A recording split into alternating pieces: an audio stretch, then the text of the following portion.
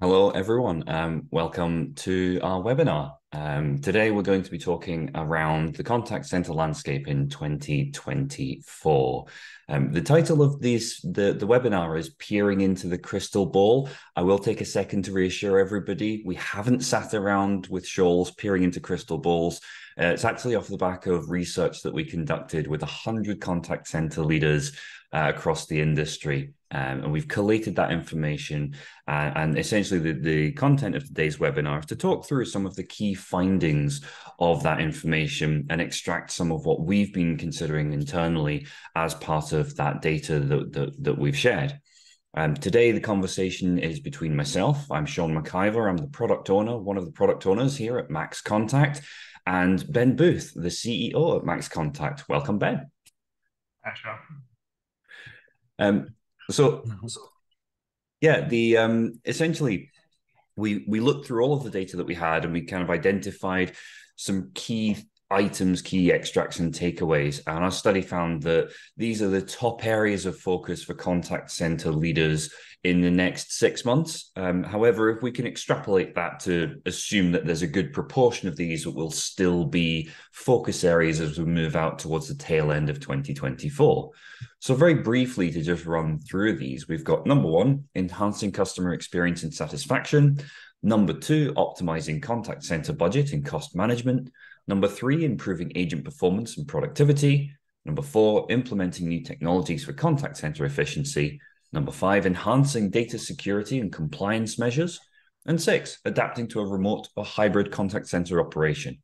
So those are the key areas that we'll be touching on over the course of this conversation. And there's some other things that we'll be discussing as part of these. But I guess, Ben, looking to this list that we have in front of us, I will say that there are some, I don't know if it's maybe the best phrase to use, but some repeat offenders, shall we say, that have been there time and time again.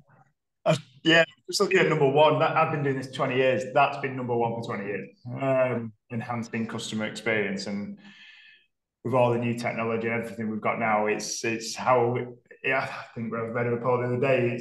I think they're at the lowest point for customer satisfaction for a lot of businesses. I think Ofgem reported the same thing. So how are we not solving that challenge? And then, yes, like you say, repeat offenders. I mean, there's obviously new ones that have made it onto the list with the current world we live in, which is adapting to remote or hybrid working environments. I think we're all adapting to that. It's a global challenge. And enhancing data and security is a new one on the list. It should be there. It's getting tougher, and with the new technology, that's been adopted by let's say scrupulous people. It should be at the top of one's radar. I mean, we had not us, I will say not us, but we got reported that a charity lost their data, and it was from a company where they hadn't even been a client for 2 years, and they kept the data, been hacked, and they lost all the data. So security and compliance should be at the top of everyone's list. It is serious, and so yeah, no, some good new ones though. But yes, repeat offenders, number one for me. 20 years, that's been on number one. Let's just take a second then to talk about that number one, just to kick us off then. So enhancing customer experience and satisfaction. I'm gonna challenge back and say, as you know, I did the podcast and it's one of the topics that comes up over and over again. But one of the interesting things that I've kind of recognized across those conversations is that there's almost this evolutionary race between what a contact center delivers, but also coupled with the ever increasing expectations of customers. And so it's almost that you continually need to enhance your customer experience and satisfaction, which every company tries to do. But you've also got this competing expectation, which is constantly increasing. Customers are more likely than ever to change after a negative experience. And we know that with something like Net Promoter Score, anything 7 or below or 6 or below can be counted as negative. So actually, is that a fair assessment? What are your thoughts on that? Yeah, look, we can all companies do the same. We do the same thing. We review the same metrics across our clients, and it's not just contact centers. And I think it is that, how is it still most companies' biggest challenge with everything out there? And I think, like you say, the expectations change. But let's be honest, we have to factor in current sentiment. Generally, things aren't in a good place for a lot of people. We've got cost of living, we've got what's going on around the world.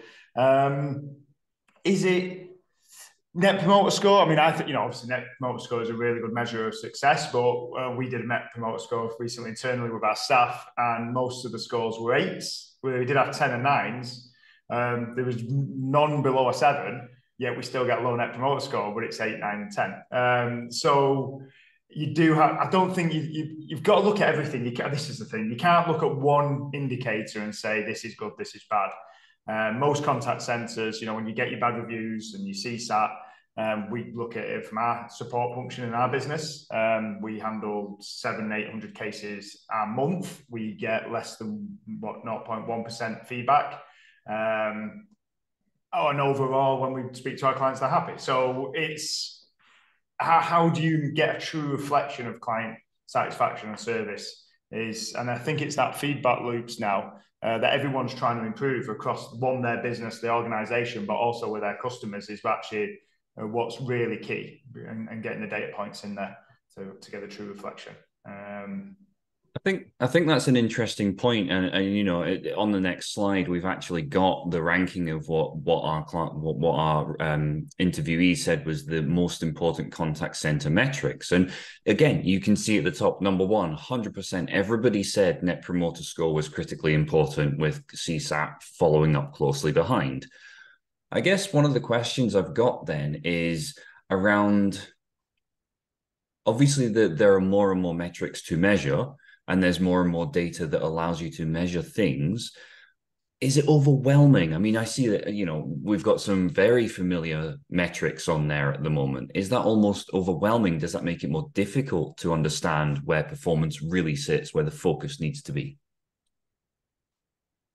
Yeah, honestly, I'd say it does. I mean, I've looked at these, and I've seen another few metrics that have been added recently, that even I, 2 years, 3 years ago, I hadn't heard of. So we're getting lots of different ways to measure what we're classing as the same outcome, which is our customers happier, we're providing them good service. And yes, there's a lot of things that feed up into that being achieved, and they need measuring because they all have that one goal and outcome. But you can also then get contradictory measurements. I mean, there's 2 on there. We always call out average handle time, first contact resolution. They contradict each other straight away. And it can create a confusion. I mean, you talk about a lot. You need the one goal, that North Star everyone talks about in a business to get behind. And it's which thing will be driving productivity in an organization, because that's another key metric that we're all monitoring at the moment, productivity and efficiencies.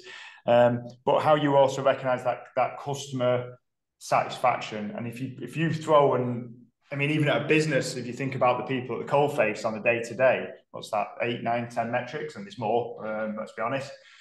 What is their priority and what they're focusing on, and how do they deliver that? And I think it does get confusing. Especially when they're all so close together. I mean, there's only 1% between each of them, pretty much, of how important they are. So, I mean, I think anyone who's in a business knows that if everything's a priority, then nothing is. So, I think you need to get behind something and drive that across the organisation first, rather than being trying to do more. Yeah, I agree. I'll come back to you on this question in just a moment, Ben. And the question is there anything you didn't expect to see there? And I think one of the things that struck me when I looked at this data was the advisor satisfaction.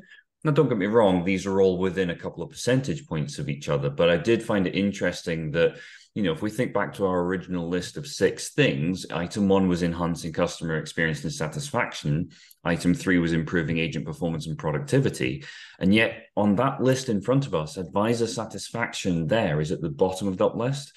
And that surprised me quite a lot there, because again, you've got advisor satisfaction almost countered by things like average handle time and those sorts of things. And I think that you can create inherent conflict if you're not careful with what you're measuring and what success looks like.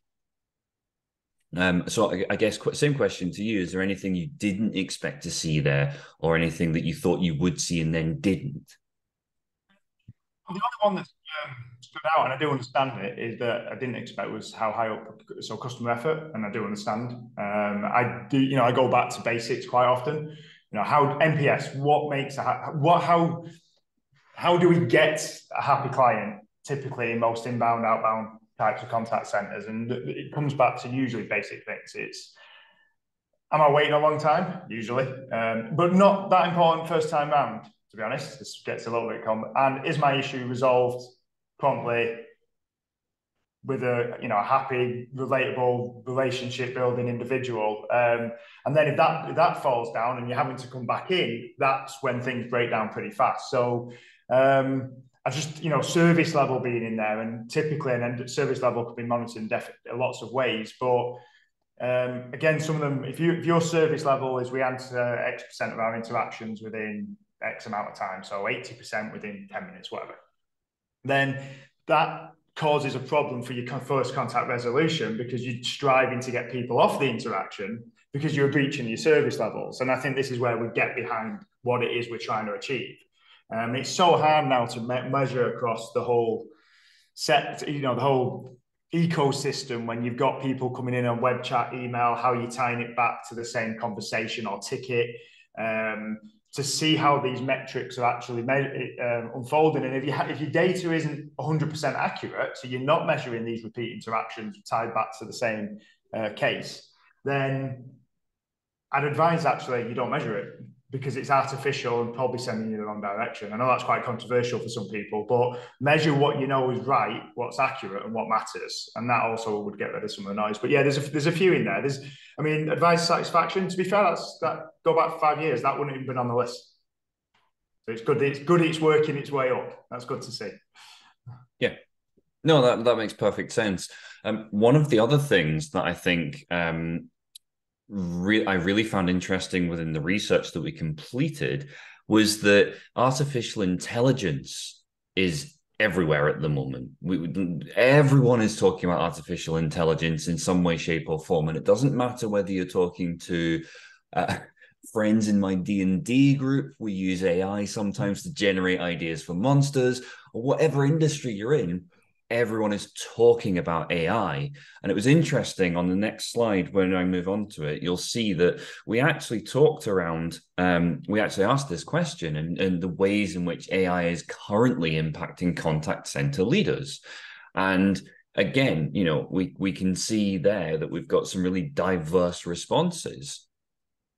And I guess I wanted to, without being cliche about it, how do we talk about AI effectively in contact centers and avoid kind of the, stratospheric excitement that's generated, and talk in real terms about the potential here?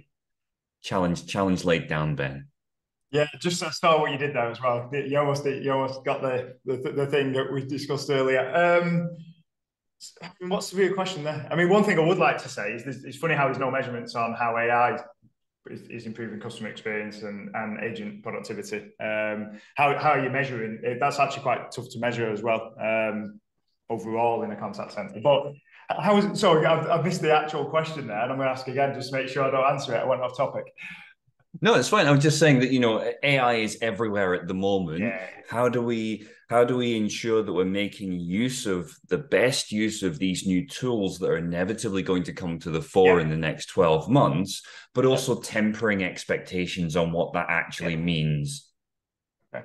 Yeah, sorry, but I mentioned this earlier. We're over that curve, I think, I call it the hyper hype, and it was hyper hype. Straight away, everyone jumped on the AI bandwagon, generative AI. Everyone was saying they've got the new tool when they were just, plugging into ChatGPT or whatever they were doing, just to get something to market fast. And I think buyers have changed all again in the last 10 years. Everyone, they get it. They understand this could add value to our business. It can drive innovation. It most certainly can help in productivity. Is it a silver bullet to all my problems? No, it isn't. You need to still understand what your challenge is in your contact center or in your business, and how then that's going to be adopted to solve that problem. There seems to have been a mad rush just to introduce it somewhere because that's the thing to do. That's the hyper hype. When we talk to now a lot of organizations, they understand that it can definitely add value. It can help with that productivity versus customer centric approach that everyone's battling in every organization. But they really want to understand how it solves their problem. And it's not just a blanket answer, and that's what's changed, and it is changing. It's the right thing to do as well, actually, and I see that as going forward into next year, and we'll start really seeing where these new technologies are going to deliver value in the contact center space. It'll almost settle down a bit. I'm gonna be a little bit controversial here, and because I remember attending an event in London a good couple of years now, and it was talking about automation, and there was a huge conversation in the run up to it around automating, and automation was the real focus. And I went to this event, and I remember sitting and I was looking at someone from a government department who had managed to automate quite a lot, and at the end they said, actually, if we could go back and do it now, we wouldn't have automated this process because it was too complex. And what we should have done is we should have started really simply and automated something really simple. And my concern with the AI side of things is people see this as being, as you referenced previously, this silver bullet that you can just feed anything into and it'll fix it for you. And actually, I think the challenge is going to be around finding the small yet critical changes that AI can help you improve on that will make everyone's life easier. And I think that's one of the key things. And we saw the same with speech analytics. I remember 10 years ago, we were talking about speech analytics, and it's not until maybe the last 3-4 years that that's really come to the fore. Do you think that we'll see that same lag in terms of artificial intelligence in the industry and wider business as well?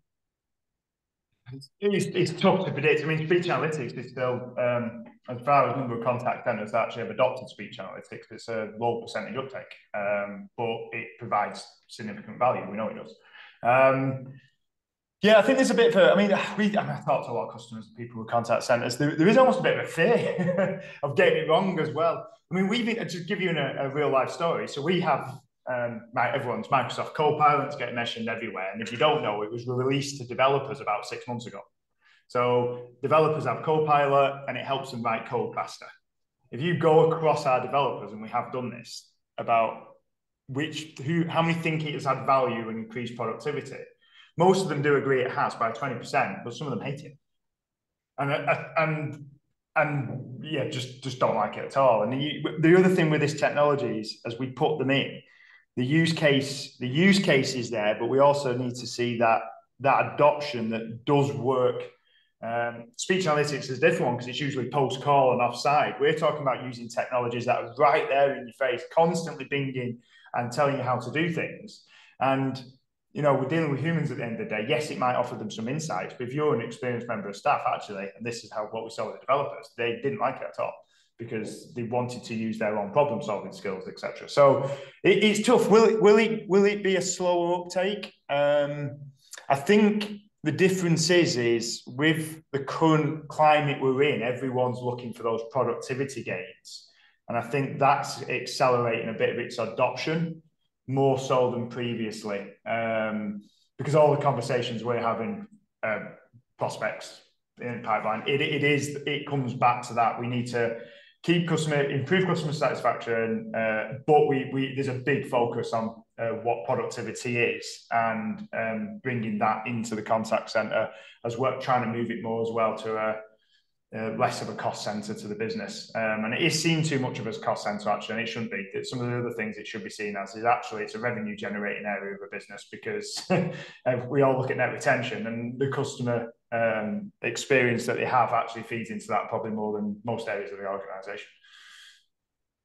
Yeah, absolutely. I think that question went off a little bit on a tangent there for you. No, that's the purpose of these conversations. That this is to explore what we feel about 2024. So I completely agree with what you were saying. And I think the other thing that strikes me is that although we do have 1% saying there's no main challenge and about 9% saying it's not impacting their role yet, that means that it's impacting a role in 90% of those respondents, which is a huge amount of responses there that have been impacted in some way, shape, or form. I guess let's play the opposite side of the coin on that one. Do contact centers who don't embrace AI risk being left behind? Same for any technology. I spoke to a contact center the other day that had nearly 100 seats working on Mandala and spreadsheets still, which amazed me. But they've got a profitable business. I'd say in most cases, it will give you a competitive edge if adopted correctly. I think that's the thing. In the right environments that solve a business need. But I would argue that's the same with most technology. There's a lot of technology out there that fits that bill. I think if you aren't embracing, it is a big, this is it's a big change. It's like in IT when we went to virtualization, and these are massive changes that are coming. I don't think anyone will, in 10 years' time, will this technology have been smoke and mirrors? No, it won't have been. And I think it will be getting adopted throughout products and contact centers. And it will, if nothing else, it helps with insights and data into customers, which helps you make those decisions that deliver the value, improve satisfaction, and make changes. So I think you would potentially get left behind, if I'm being honest. So I wouldn't say you need to adopt a technology now, because actually, it's relatively new, and everyone that's releasing products, yes, they're good, we're doing the same, but it's still new technology, and even the vendors and the getting the data on the use cases and how many interactions are speeding up, increasing FCRs, or very simple things, reading an email and getting it through to the person who can solve that problem for them first time. Having that data feeding back quite fastly and showing that it's where it actually is really working, where it's the initial ones have been taken, but if you compare that to how much data everyone has on everything else, it's still in its infancy. Yeah. Before we move on, I'm just going to take a quick moment to just point out that we do have a few minutes at the end for Q&A. So if you've got burning questions or points that you want to make, I know that some of these are vast topics and there's a lot to them. So if there are specifics that you would like to ask of either of us, then please do so in the appropriate panel at the side. We will have a few minutes at the end. And even if we don't get through all of the questions that are posed, we will follow up with everybody directly as necessary. So as we move forward, one of the other items that was key on that list was around balancing performance and cost efficiency. And our study found that balancing performance with cost was one of the biggest challenges facing contact center leaders today. Again, it's a very similar chart to what we've just seen with the artificial intelligence. And there's a few things that really stood out to me when I was looking at this. And the first one there, and there's kind of probably 3 or 4 points we can make around this, but the first one there actually is balancing contact center performance with cost efficiency is the most important topic by a very small margin, but it's the most important topic there. And how much do you think that's been influenced, Ben, if at all, by the cost of living crisis that we've seen over the last 12 to 18 months and the impact that's had not just on the population, but on the pressures on businesses as well?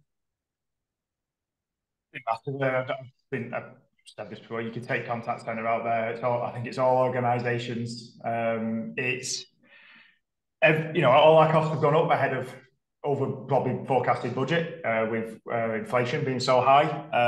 And then that's created its unique challenges that's happening that we're all almost trying to overcome, because companies are facing different issues than they were 3 years ago. And there's even a learning there on how to deal with something like supply chain issue that caused, or something happened somewhere else that you're not used to dealing with.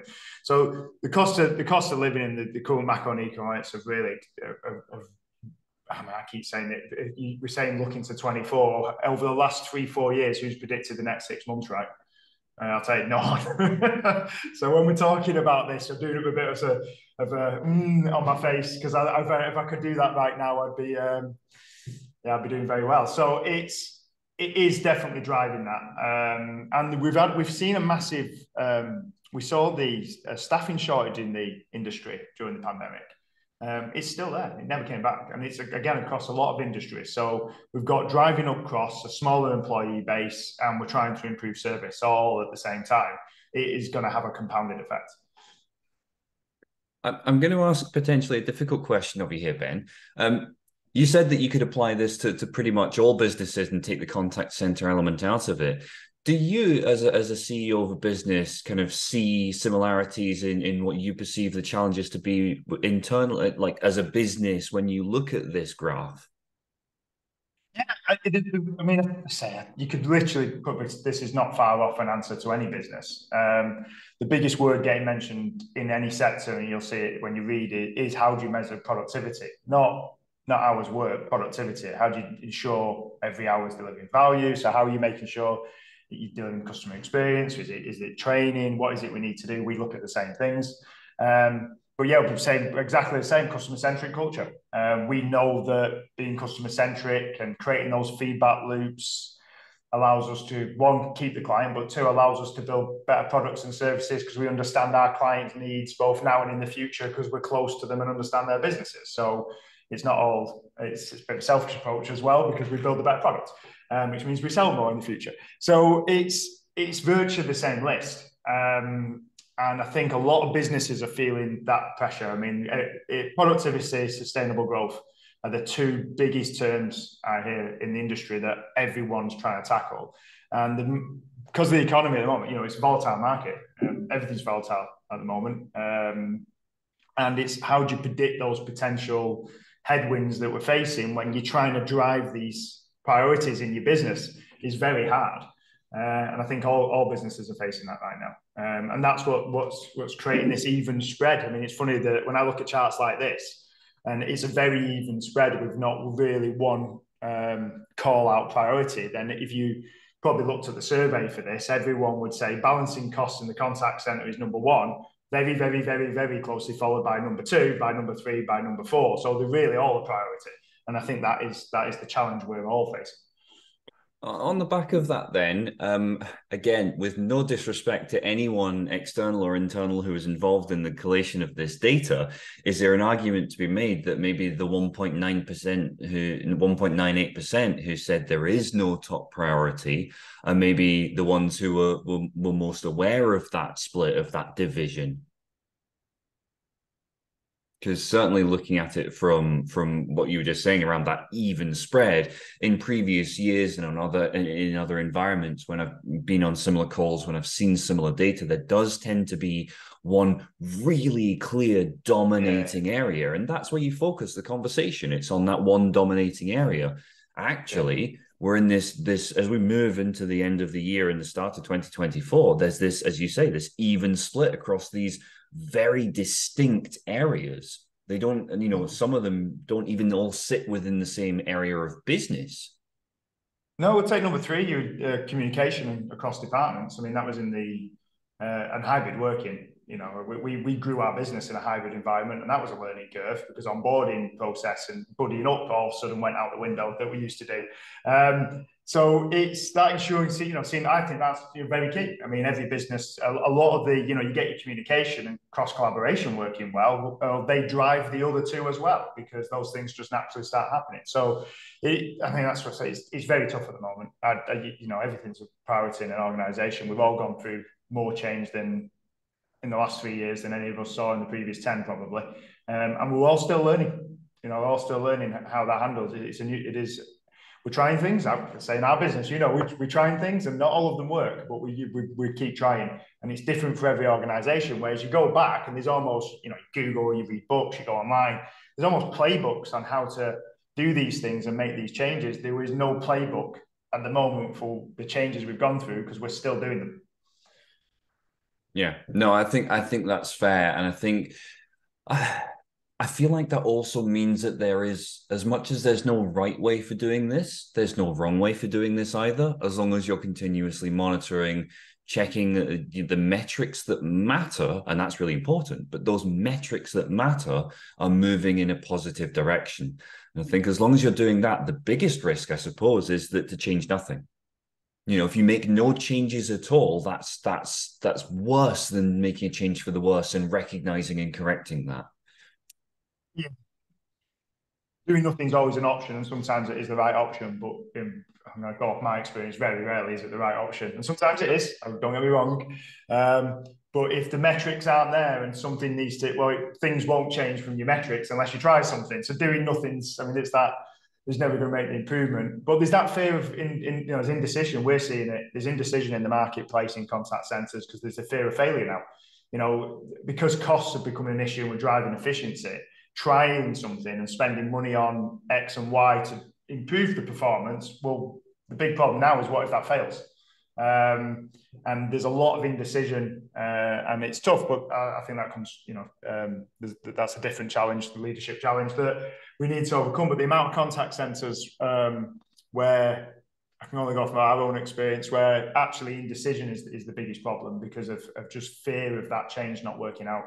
Because at least they know where they are; it's almost comfortable and safe. But like I say, we're going through massive change. Change is needed. Yeah. I mean, so in preparation for this conversation, we looked at this graph and we did see this spread, and there is one particular area that was the highest. And so as I move on to the next slide, what you'll see is that we've got kind of some 3 really specific ways to balance contact center performance and cost efficiency. And Ben, we're just going to talk through each of these 3. So first off, we've got looking after your staff. This feels like it should just be a kind of de facto, this is something that everyone should be doing. But I think it's easy to lose sight of that as well. And I think that there's a risk that people view that as being a negative. We don't have the budget to look after the staff, or we don't have the budget to do this, that, and the next thing to the degree that we feel that we should. And I think that there's an opportunity to still look after your staff and drive towards those business objectives and goals. Again, I'll hand over to you for your thoughts on that first one of looking after your staff. Yeah, I think everyone knows they need to look after their staff, and everyone knows the cost of replacing experience when you've got someone that's worked in the industry for a while, and then you replace them with someone new, training, onboarding, etc.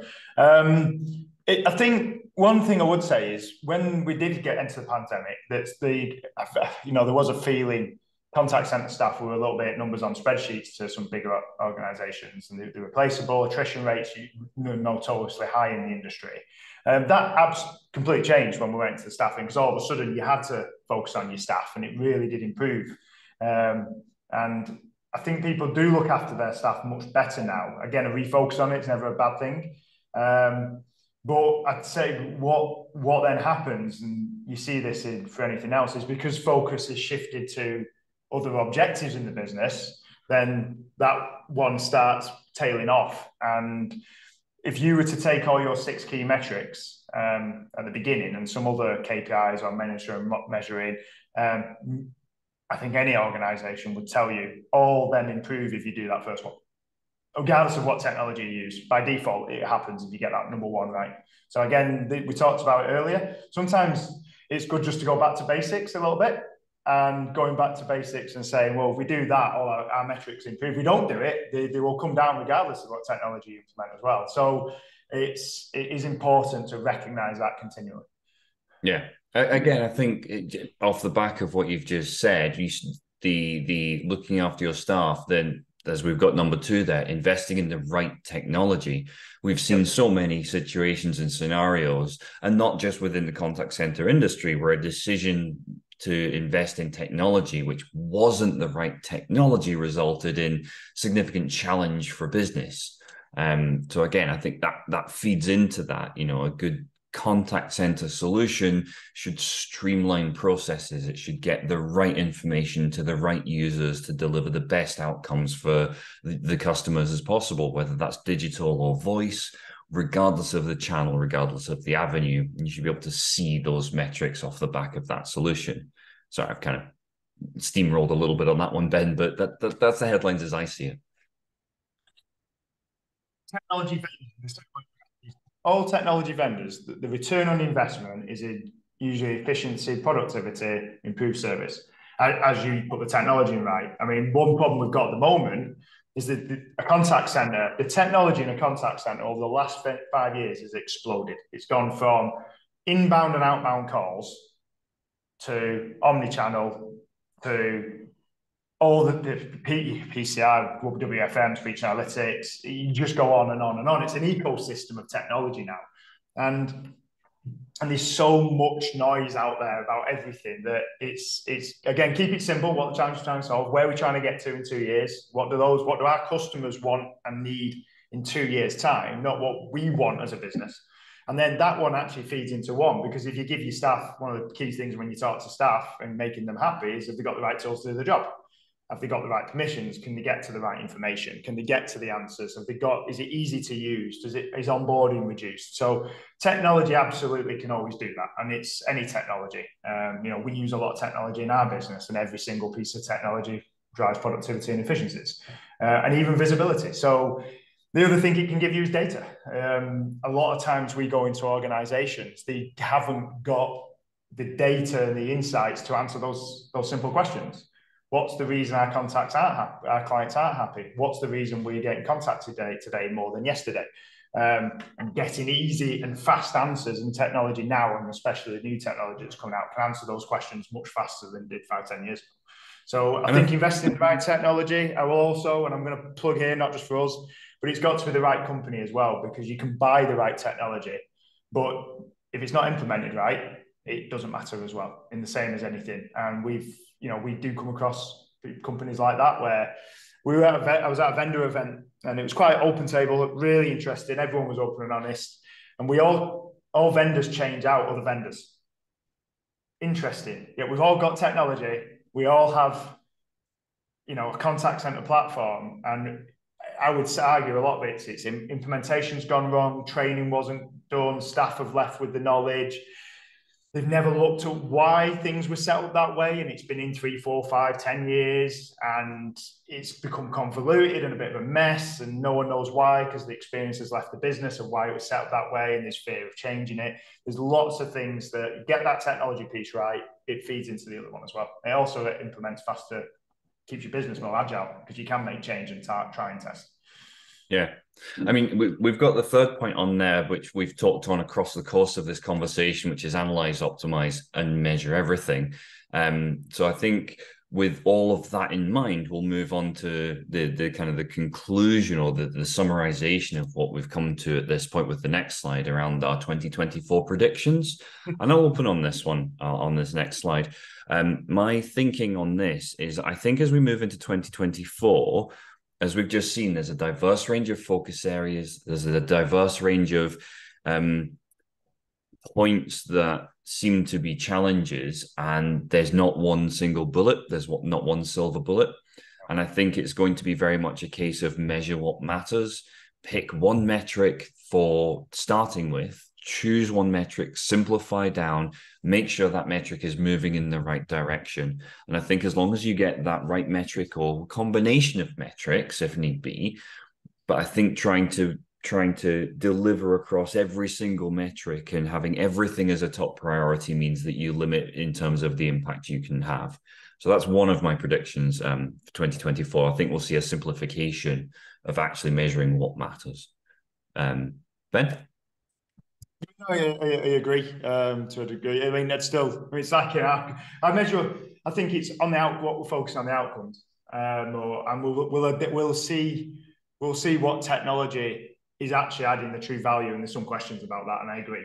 We'll get to the questions. Is that what use cases are actually delivering value? Because everyone's fighting with big companies, marketing machines that are telling you we can add value to everything. And for each client, yes. I mean, we look across our client base, and we've all our customers use all the features, but not every customer uses all the features, because so every feature adds value to all our clients, but doesn't add value to every client. So the same is true with this technology, and I think that's a bit of the problem with the marketing machines and too much information getting thrown at everyone. So I think we'll actually get to what delivers true value. We'll have the data to back it up with the use cases. And in the same way, when we're talking to certain sectors, I know just from experience that sector, if you do X, Y, and Z, and I'll demo that to you on the demo because I know it's going to add value to your sector, that's where we're going to end up. And people will start adopting it much faster with those particular use cases, because it'll deliver value. Then it gets the technology into the business. It proves a return on investment.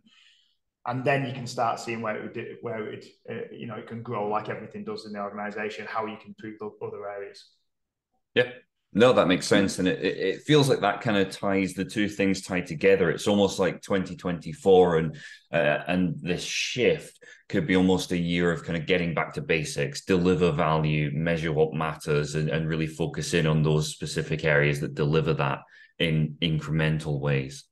So with all that being said, across the course of this conversation, we've had a couple of questions come in. So we'll move on for the last few minutes to just cover off some of those questions.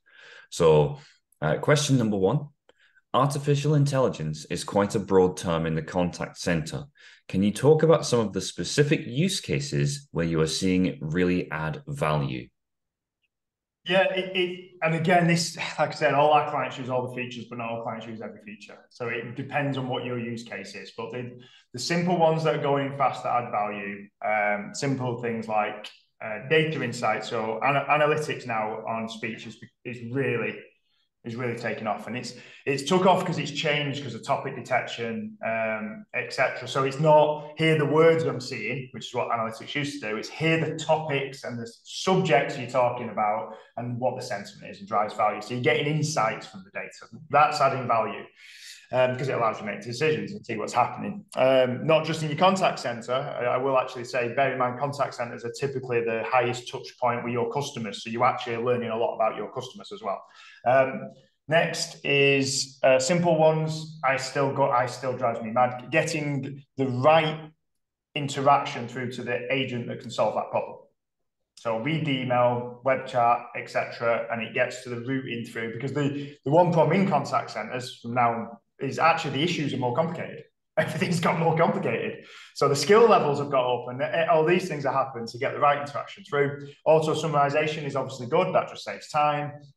Anything in the IVR, bear in mind, don't annoy your customers, but anything in the IVR that can help get it through and also reduce the handle time and the wait times for clients is always beneficial. I don't really like the term digital deflection. I think it's negative for what you're trying to achieve. You're deflecting your clients to do they really want that? But actually, in an omni environment, it can help. Other ones we've seen. On the digital deflection, like I said, I don't like the term, but being able to, I use automated IVRs and conversational AI tools for the right circumstances, but then you also have to understand where it's not a use case. I heard someone the other day posted on LinkedIn, and he's like, it was trying to diagnose his injury in his shoulder, which, by the way, is one of the most complex joints in the body, using conversational AI.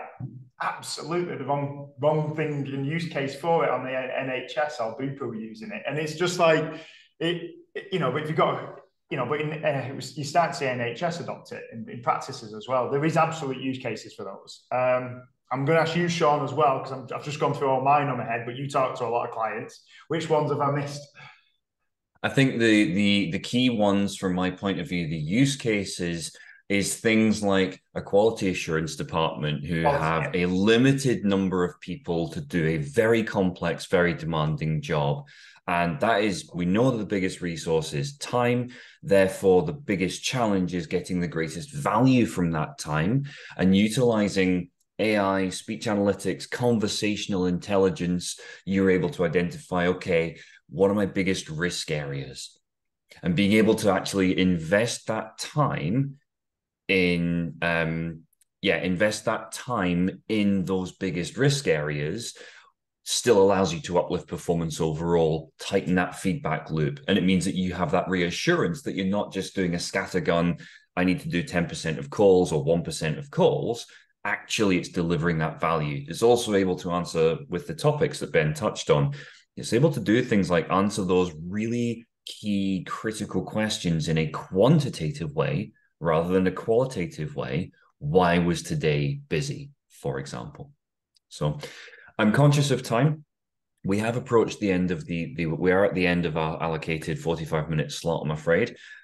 We did have one or two additional questions. We will respond to those separately after the webinar. The webinar will be available to watch afterwards as well. So for those who are catching up, please, if you've got questions, drop them all to Ben. Ben will answer all of the questions. I'll